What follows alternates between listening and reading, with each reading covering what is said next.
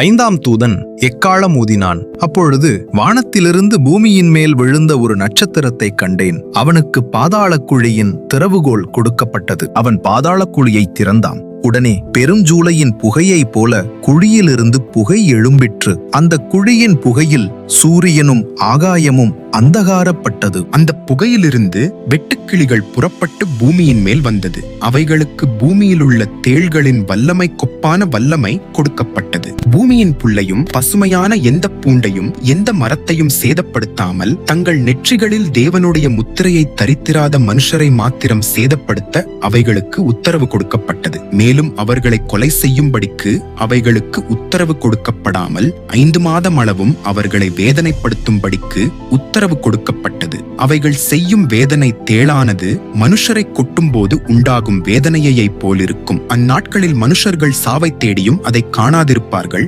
சாக வேண்டும் என்று ஆசைப்படுவார்கள். சாவோ அவர்களுக்கு விலகி ஓடிப்போம். அந்த வெட்டுக்கிளிகளின் உருவம் யுத்தத்திற்கு ஆயத்தம் பண்ணப்பட்ட குதிரைகளுக்கு ஒப்பாயிருந்தது. அவைகளுடைய தலைகளின் மேல் பொன்மயமான கிரீடம் போன்றவைகள் இருந்தன.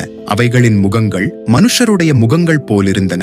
அவைகளுடைய கூந்தல் ஸ்திரீகளுடைய கூந்தல் போலிருந்தது. அவைகளின் பற்கள் சிங்கங்களின் பற்கள் போலிருந்தன.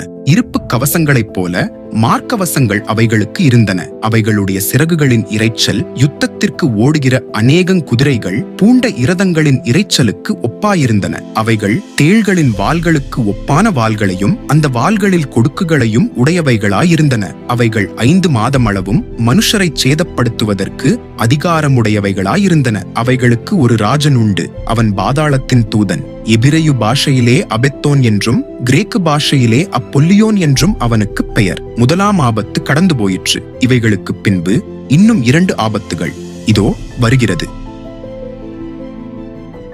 வீடியோ பிடிச்சிருந்தா லைக் பண்ணுங்க, ஷேர் பண்ணுங்க. அடுத்த வீடியோக்களுக்கு சப்ஸ்கிரைப் பண்ண மறக்காதீங்க. தேவன் உங்களை ஆசீர்வதிப்பாராக.